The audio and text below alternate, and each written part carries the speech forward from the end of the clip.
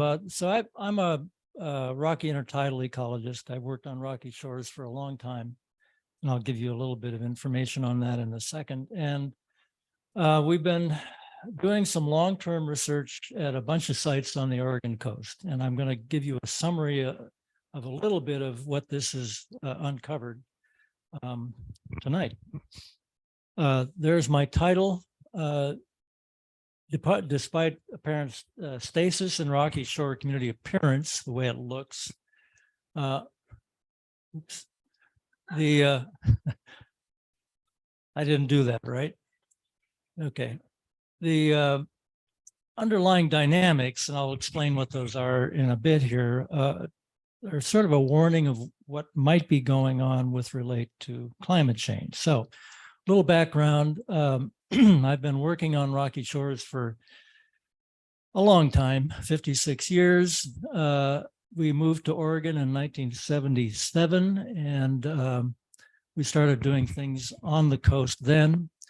And our focus has been on basically how do these ecological systems work?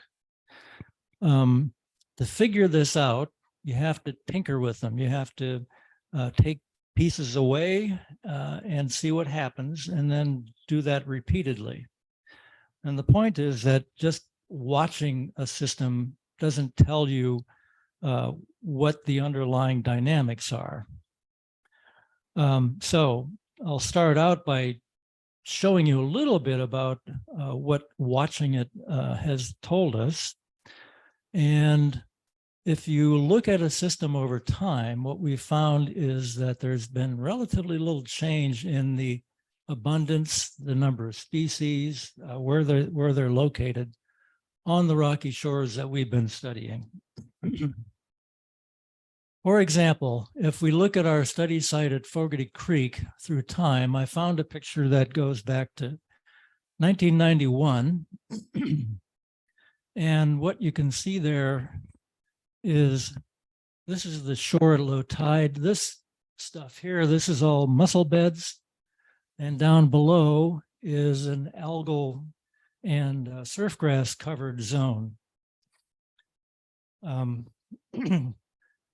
If we look at it in 2007, there the color is better. And you can see that the mussel beds and the algal zone are pretty much where they were in that last picture. Here's in 2000, whatever that is, 2009, I think. Again, mussel beds and seaweeds, surfgrass. This is 2012. Various people come and go in the lab, but they often stand around like that. So mussels in the mid intertidal and algae in the low intertidal again. 2013, a little further away from those, but still the same sorts of things. And 2017. I tried to get a picture last summer, but we never got the right conditions to get a good one. But the point is that things don't look like they've changed much in the time we've been here. It's looked the same, and that's true of our other sites as well.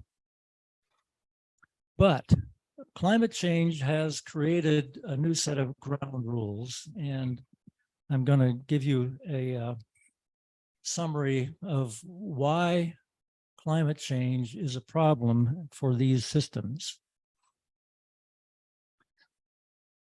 Fundamentally, all organisms have a certain tolerance to stresses that occur in the environment, such as warming. And one way of looking at this is through what is called a physiological performance curve. And the idea here is that take any particular organism and look at how their performance from bad to good varies with temperature from cold to hot. And the curve that is found repeatedly looks like that. There is a gentle slope starting out the minimum temperature. Let's say this is where they would freeze. And then performance would increase with temperature until some optimal temperature or some optimal performance level is reached. So this would be the range of their temperature tolerance.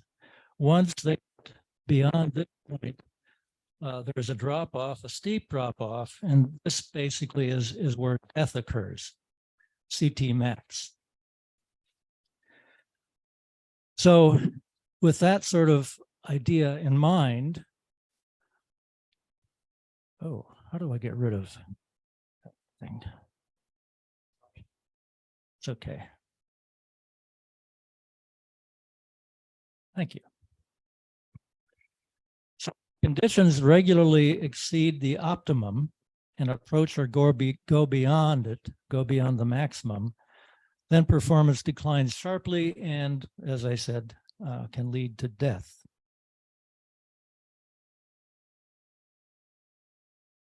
And what you did turned off the little button. Let me try another one. I'm going to try this one. That one. Now it's not going. Maybe you have to turn that thing back on. Okay. Yeah. Okay, okay, yep. Okay, so what about Oregon? What's happening? Well, we've been taking temperature data using very fantastic little sensors that you can put out in the environment. They will tolerate the conditions out there, and we've been doing this since about 2000.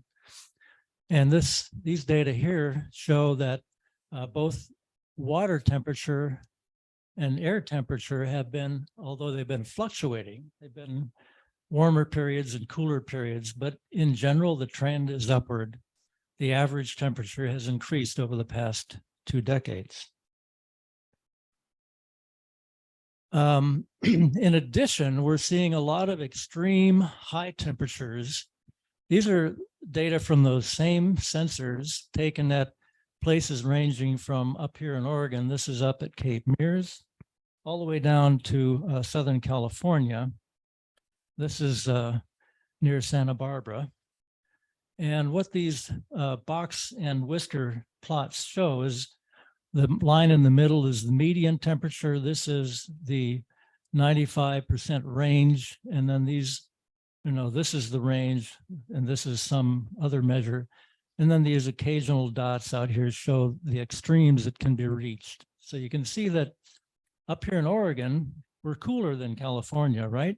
But we're actually getting some pretty extreme temperatures. The thing there is in the way again, but this is about 35 and this is about 38. You took it away. Oh, I lied. It's 30 to 37.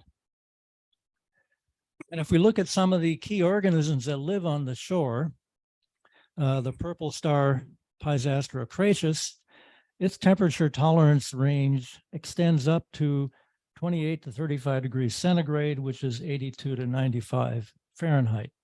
So when it gets to 35, they are in deep trouble and death occurs. They can also die at somewhat cooler temperatures, so that's why the range is shown there. They're an important species, as I think most of you know. Another important species is this snail. It's a whelk. It preys on mussels and barnacles. It has a slightly higher upper limit, mortality limit. And then mussels, another key species in this system, can get up to 41 before they die. But notice that on this scale, those kinds of temperatures are happening. Not every day, not even every month, but they happen. And so under those conditions, you can have the chances of high mortality. And with marine heat waves, those kinds of things happen persistently for some period of time.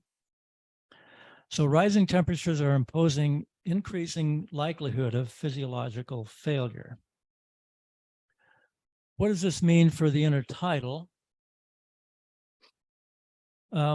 Well, it's possible that with high temperature caused mortalities of these organisms, there might be destabilization going on, and I'll talk a little bit about what that means. For decades, ecologists have been debating stability. It's a term that can be defined in many different ways. And the way I'm going to use it, well, first of all, one of the questions has always been, how do we measure it? We're talking about stability of ecological systems now. So how do you measure that? Does stability just mean that things vary through time? Or is it something deeper? Is it something more based in the underlying dynamics? So present use includes these three terms. So most of us recognize three different kinds of stability. Something called persistence just means the system continues on. It might vary through time, but it continues in the same state. Resistance refers to the ability to remain the same despite perturbations, despite, say, a marine heat wave or a big storm. The system will resist it and retain its appearance, its structure. And then resilience is the ability to recover from perturbations. So if a heat wave or a big storm does kill a lot of organisms, if they are resilient, they can recover and return to something like the previous state. How do we study stability? Well, the key requirement is to have long-term both observations and then the experimental testing, the tinkering I talked about, taking away parts and seeing what happens. And I think there's one more thing under there. You're going to have to get rid of this thing again. Sorry. Yeah. The work on stability in ecology in early days was mostly academic because we didn't have long-term data sets. Many theoreticians starting in the 50s, actually, the 1950s, had ideas about how systems would, what their stability would be like, what effects they might have, how stability and diversity were related, and a lot of things. And so there is a vast amount of theory, but almost no testing of the theory because we just simply didn't have the data. But climate change has changed this scenario. We now have long-term data sets, and we also have a major perturbation, global perturbation underway. So to give you, and hopefully it won't blow you too far away, but these ideas that I've been talking about are captured in this diagram here. Pretty cool, huh? So if we consider that communities exist in a particular state, and we can just call this up here the original state or the desirable state, which would be the current state. And down here might be a less desirable one, which could be something that we see in the future. And then if we look at how a system might change through time, if we can imagine quantifying the structure of a community with one point, that's what these lines describe.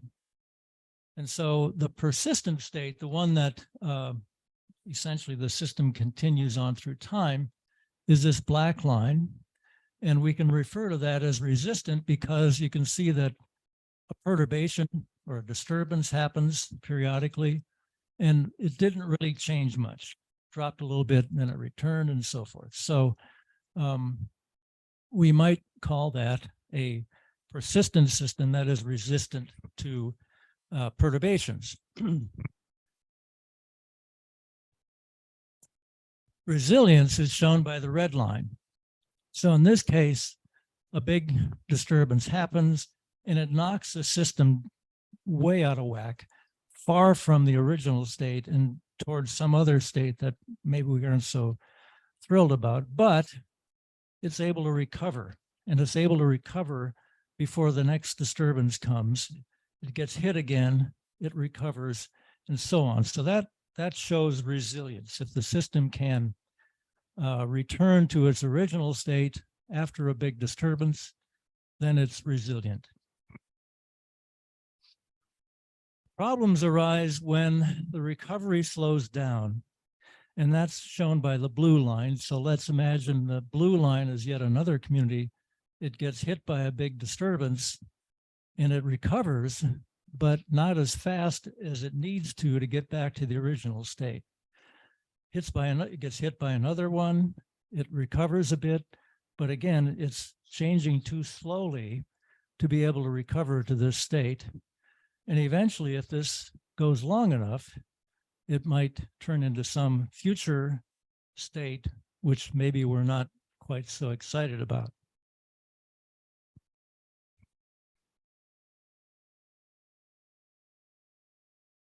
Another thing that happens, another sign of destabilization, is that the system, so what I've done here is plotted again through time, looking at the mean state of these communities. So here are the resistant and the resilient states at these particular time points.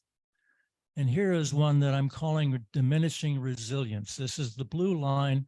And if we plot these dots at the end of the recovery period, that's the trend right there.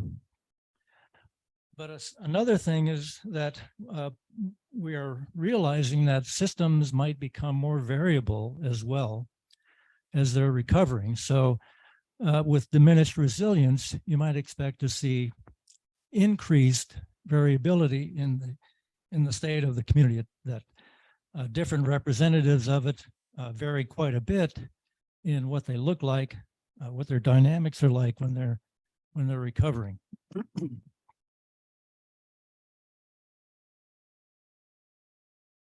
Okay,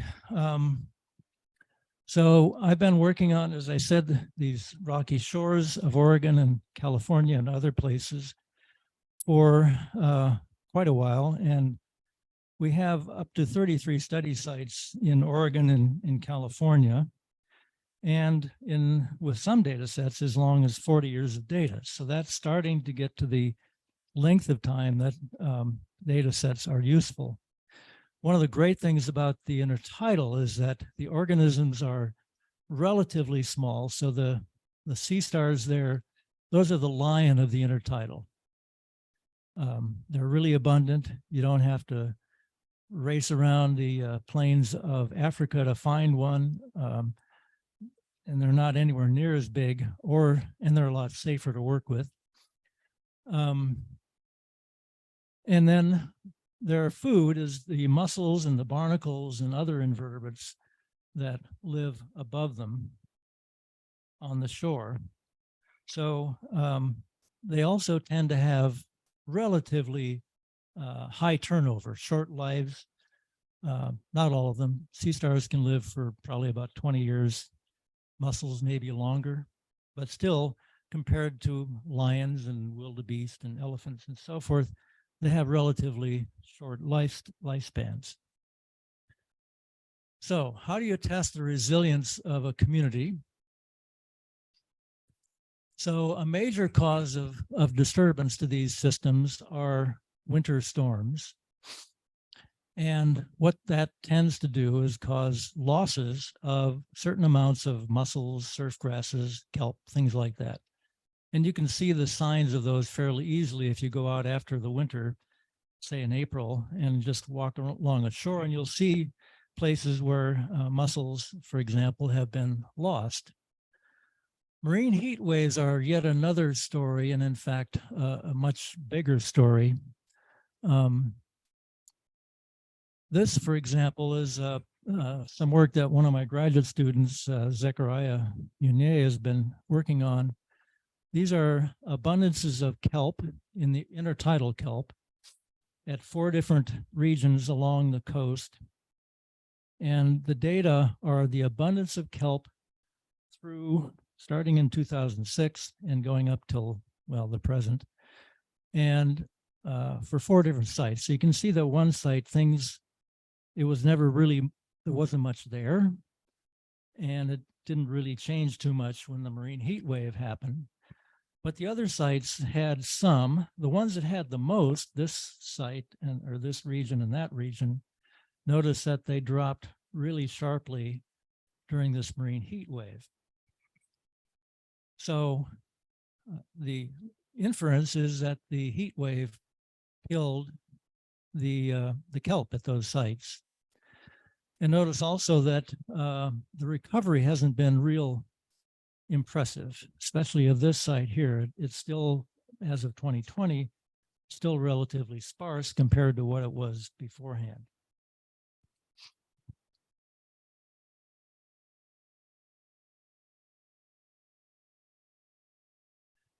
So as I said, another kind of thing that you can see when these disturbances happen are things like shown here, where there have been patches of mussels that have been ripped out of the mussel bed. This is an older one. This is one that was pretty recent. That one too, it has a lot of ephemeral algae in it. There's another one back there. So these systems are disturbed on a regular basis and are adapted, in a sense, to recover from disturbance. So these kinds of things are natural and are a way of getting at recovery rate. You can actually cause your own disturbances and then see how quickly things respond. And so that's what I'm going to show you. So we did this experiment at a bunch of our sites. I'll show you results from just one of them, Fogarty Creek, or at least the pictures are from Fogarty Creek. So let's say we start out, this is in the low algae zone that I pointed out in that series of slides showing Fogarty Creek. And this is what it would look like. This is surf grass and various kinds of red algae all in here. And all of the plots that we experimented with started out looking like this. We set up pairs of plots, one of which we left as it was, and the other one of which we removed everything that was in the plot. This is a 0.5 meter on a side plot. So each of these strings indicates a 10 by 10 centimeter area. That's maybe 5 inches or so, 4 or 5 inches. So that shows what we did, this artificial disturbance. The undisturbed plot still has a lot of surf grass and seaweeds in it.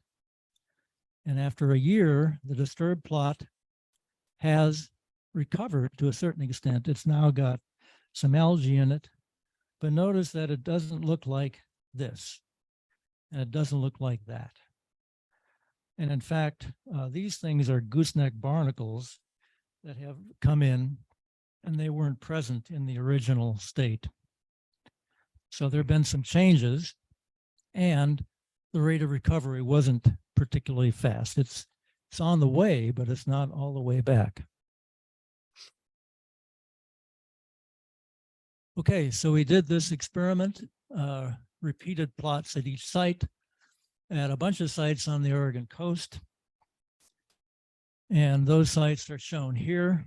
We had sites down around Port Orford, sites near Yachts, and then sites up by Depot Bay.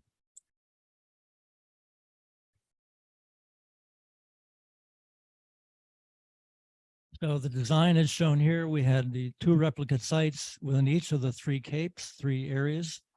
We had 5 pairs of these 50 by 50 centimeter plots per site. And then, as I said, we removed all the organisms from one that was chosen randomly, usually with a coin flip. And then we left the other undisturbed, and then we followed it for a year. And then we did the same thing again. So we cleared it on an annual basis for, in this case, the data I'm going to show you are for about 8 years. It's still going, we're still doing it, but these are the data we have available to look at the results. Okay, so what this shows, this is the community state. We call it community structure, from lower levels to higher levels. On the bottom here are shown the variability in the community. Remember, I told you variability was an important factor to look at. And this is through time. So we started the experiment in 2011. And so the data were taken at the end of that year. So from 2012 to 2019. Each of these data points is the mean for a site each year. Okay, and I've taken data from all of those sites that I showed you on that map and put them together on this figure. So if we look at this one first, these are the disturbed plots, the ones that we scraped clear every year. And so we're looking at community recovery here. And you can see that the community state has on average declined. And these statistics just are a way of looking at how strong this relationship is. The variability of these plots increased in these disturbed plots. These plots that were cleared every year have been increasingly variable in their recovery from these artificial disturbances that we created.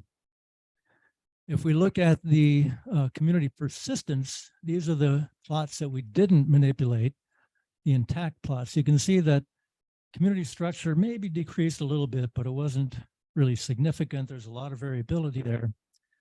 But to our surprise, the intact plots actually also varied increasingly, or were increasingly variable in their structure through time.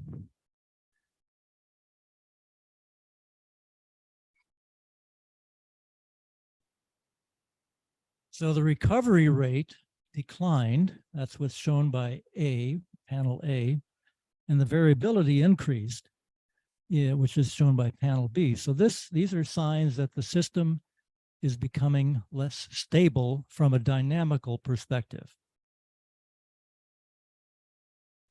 The intact communities didn't change, but as I said, they did become more variable. So that was one kind of analysis. We're never happy with just one look at the data. So we looked at the data another way. And what we did was we calculated the three-dimensional distance between communities in the recovery plots and the intact plots through time. So if you can imagine, a community has many different species, they're all different abundances and so forth. And so what you can do is using statistical methods, you can come up with that one number that I mentioned earlier that shows you what a community looks like, in this case, with or without those perturbations. And so here's what the data show.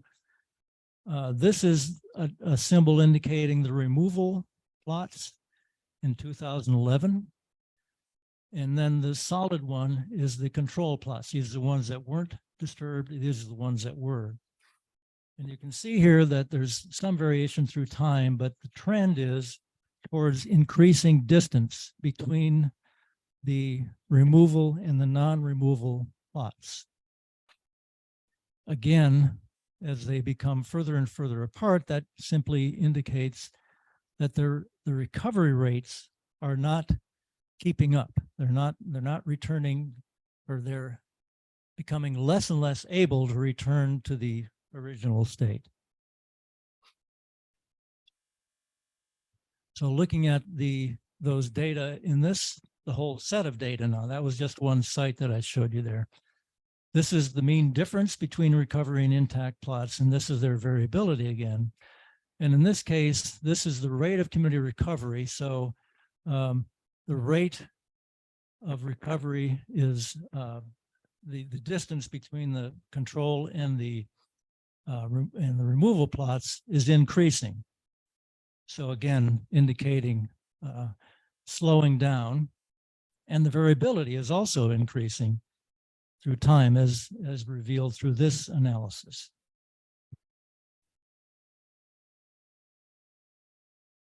Okay, so I just said those things. So to summarize this experiment, here is that kind of hairy diagram I showed you before. But what we're seeing is what looks like the blue line, that we're seeing a trend towards increasingly slow recovery in these experiments. And that means that the diminishing resilience idea, at least for now, is supported by this 8-year data set. And it's only 8 years, and that's why we're continuing to do this, to see if hopefully there's a reversal of this trend, but we'll see. So this slowing down thing is called critical slowing down in stability theory, and it's taken to be a sign of a possible approach to tipping points, to actually a shift into this alternative state, which may or may not be desirable.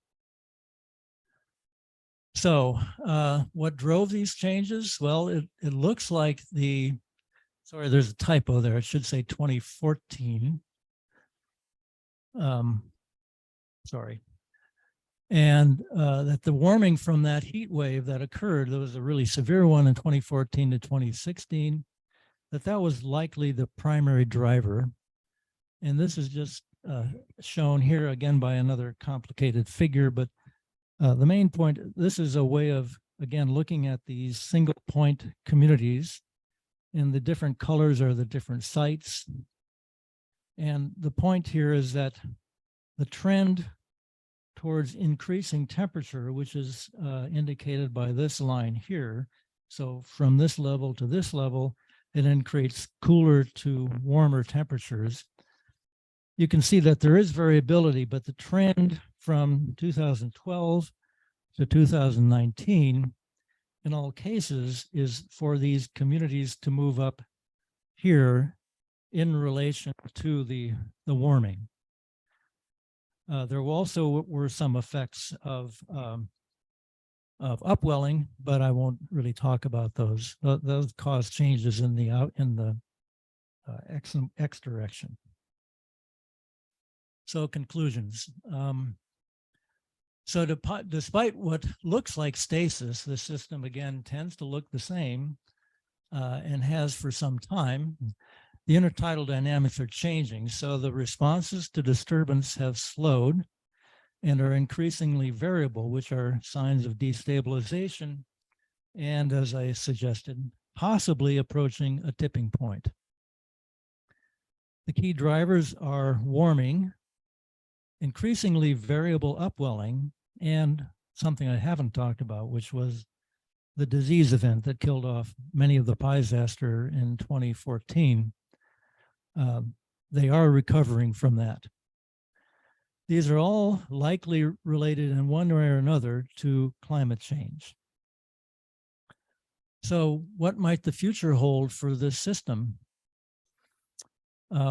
One question to ask is, are 10 to 20-year destabilization trends indicative of long-term change? It might be that they will reverse, that we'll actually see a reversal of what I've just shown you, and that would be something that I think we would like to see. But in the long term, the climate is still worsening, so long-term destabilization is likely inevitable unless we change things. The most likely losers in this scenario are the dominant organisms in the system, the mussels, the kelp, their consumers, and then all the species who owe their presence in the system to those mussels, kelp, and consumers. So looking at it more specifically, what I would predict would happen that we would see reduced abundance of sea stars, anemones, the large algae, and as a result, reduced diversity. So what might that look like? Well, we've been doing studies in New Zealand as well. And one of the rocky shores in New Zealand is this one. It's a place called Raramai. And it's characterized by low nutrients. So you see how blue the water is? Rarely gets that blue here. low phytoplankton abundance, that's what makes it blue. The interactions between the species, competition, predation, and so forth are very weak. When you do experiments there, things don't really happen very quickly at all. And then if you disturb them, there's very slow recovery because very few propagules are coming in and replacing the things that are removed. So at this site, there are no mussels, there are no sea stars, there are no anemones. It's dominated by barnacles, a lot of bare rock, and then occasional patches of turfy algae like these here. Very different from what we're used to here. What to do? Well, halt emissions. That's really the only way we're going to prevent this from happening. In the meantime, we can research mitigation options, looking at, say, finding species that have better, higher tolerances to these kinds of stresses, and maybe doing something that would help them become the primary colonists of disturbed areas. But I think that's a short-term fix. It might buy us some time, but it's not the ultimate answer. And I'm done. That was my grandchildren, who I love dearly. That was a piñata they were about to smash and get a lot of candy out of, so that they were really, really happy. Thank you. I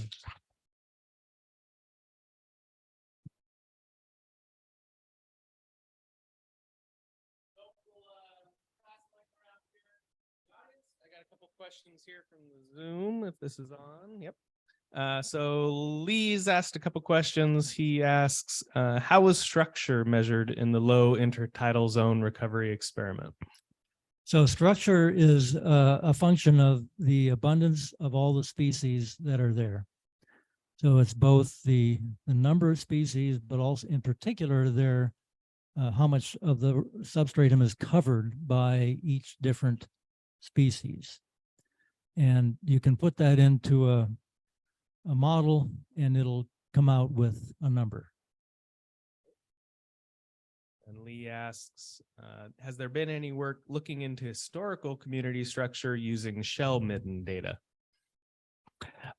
There's been a little bit, not so much at the community level, but people have looked at mussels, for example, to see what effect ocean acidification might have had historically, and they found an effect. Mussels, even as recent as like the 50s and 60s, had thicker shells and stronger shells than what we're seeing now. You know, the things you can infer from middens are typically focused more on what particular species, how they've changed through time.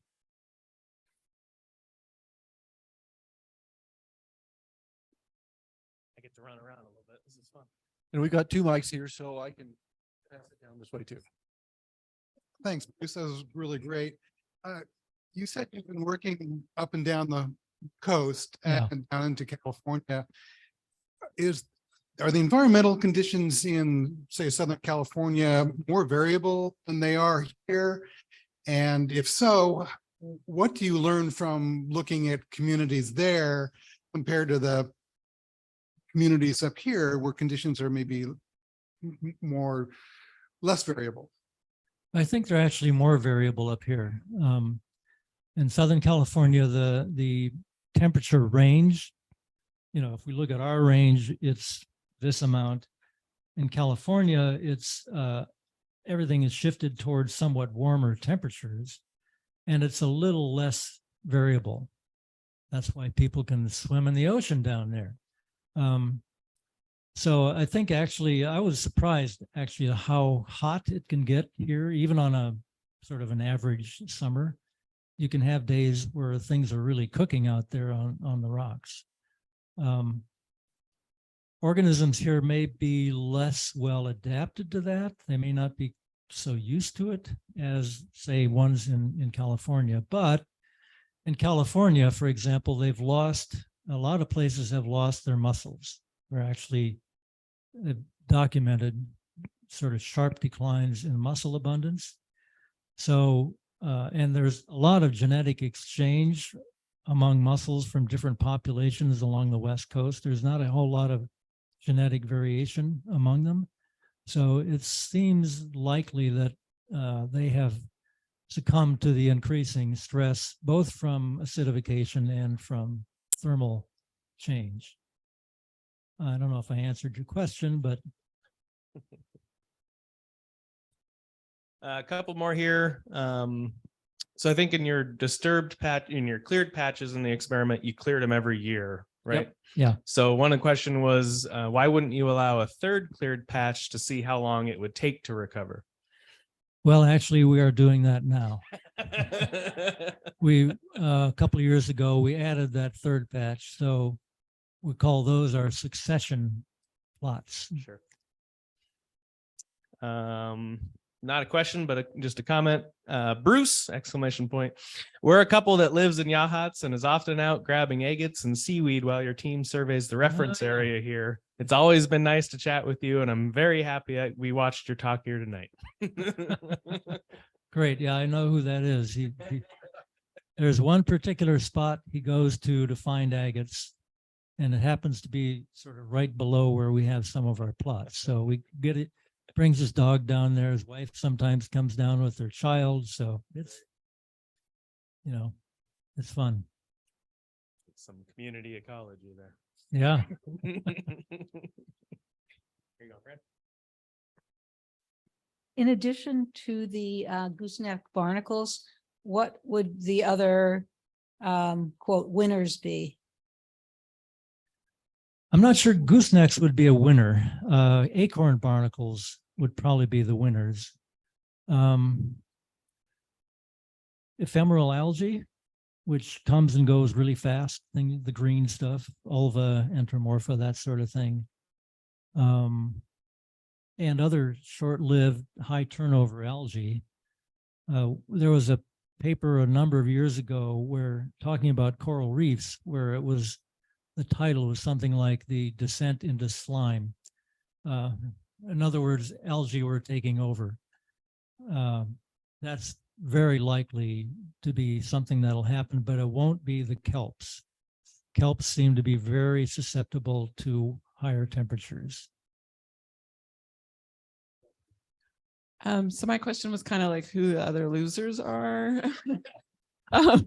So beyond the intertidal, what's the impact of losing these species or this community composition? Who else is affected?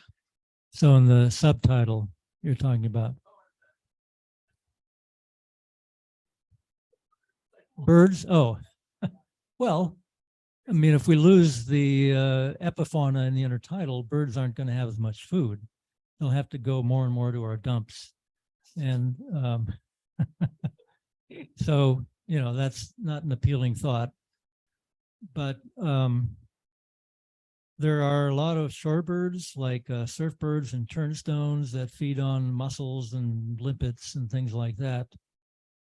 If those things go, then one of their food sources will be at least less abundant. So yeah, it's not, these kinds of effects tend to reverberate throughout a system when you lose a major component of it. If we lost mussels, for example, there are like 300 or 400 species that live under mussel beds or are associated with them. Most of those would go. So that's pretty big. Another question from the chat. I've seen some news discussions about attempting to reintroduce otters into some of these areas. Can you guess how that might affect these systems?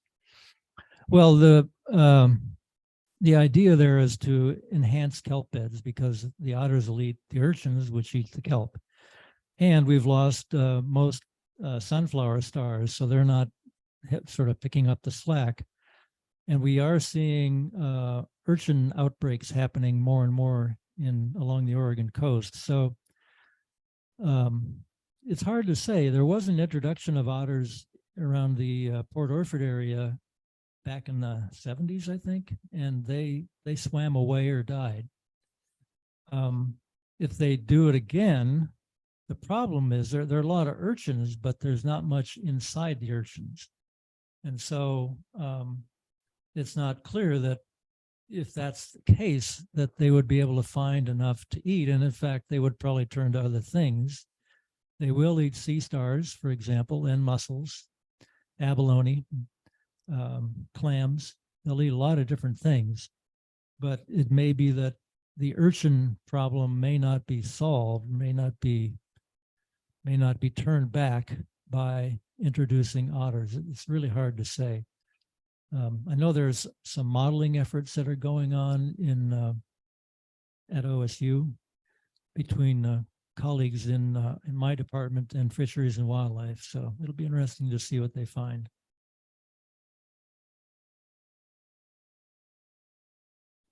Yes, another question. I just want to know what the role of invasive species are in the system, and if there is any particular critter that's really bad that we should know about. Well, the only one that I know of that's could be a problem is the green crab, and that is mostly in embayments, but apparently we're seeing them occasionally out in more exposed areas. So that could be a problem. I don't think they can handle at least big mussels, for example. They will eat smaller ones. They'll eat anything that they can get their claws on and crush. So I think if they became abundant and started chowing down on things like limpets and other stuff, yeah, they could have an effect. I don't know of any others. There are apparently some colonial tunicates that are introduced. I don't think they've had a big impact up here yet. A big invasive in some places, like in New Zealand, is a type of kelp that originated in Japan. It's called Undaria. And apparently that's causing all sorts of problems in places that it's invaded. So like competing with native kelps. So we haven't got it here yet. Hopefully we won't.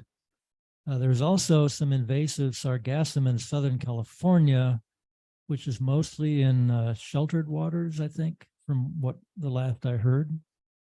But it seems to be limited to that region. Hopefully we won't see too many. You know, yeah, it is kind of amazing, but climate change is enough of a problem. I'd hate to see invasive species start to be one as well. One more question. First, Lee said just added Japanese skeleton shrimp, if that is something that rings a bell. Another potential invasive species he mentioned. Okay, another thing to be afraid of. And then Paul asks, are there particular bioindicators that would be gone as things change, like the first things to go when things are changing significantly? Similar to our streams that are on 303D list impaired, and we lose a number of macroinvertebrates first while others are tolerant. Well, I would point to mussels and kelps. Those would be if we lost those, that would be an incredible impact. As I said, much of the rest of the system would disappear.